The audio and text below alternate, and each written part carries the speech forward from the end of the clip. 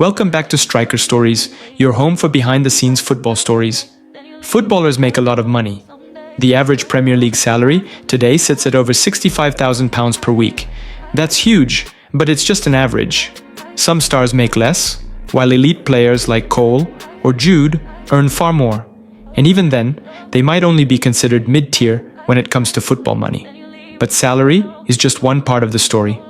Players also earn bonuses, image rights, and other contract perks, which often make up a huge chunk of their total income. Let's break it down. First, salary. Sometimes it's paid directly, like a normal paycheck. Take Carlos Tevez at Manchester City. One monthly payslip showed £720,827, roughly £180,000 per week, after tax. And yes, Premier League players pay a lot in tax, around 45%, making them some of the biggest taxpayers in the UK. Next up, bonuses. Players get rewarded for hitting goals, assists, clean sheets, or team achievements. Mohamed Salah reportedly earns £2.5 million if he reaches 35 goals or assists in a season.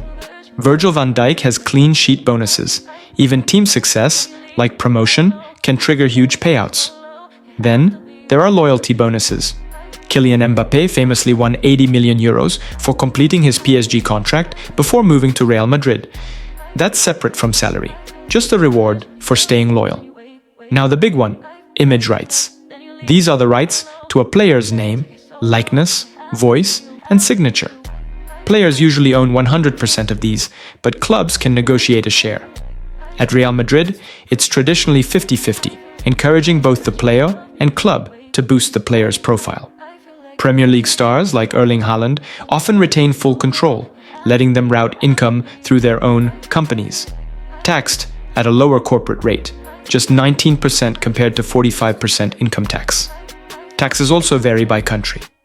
Italy and some Middle Eastern leagues offer huge advantages. In Saudi Arabia, for example, there's almost no income tax, meaning stars keep nearly all their wages. One reason players like CR7 and Jordan Henderson moved there. Finally, some contract clauses are just wild. Neymar reportedly allowed 8 friends to fly in to Barcelona for games and parties.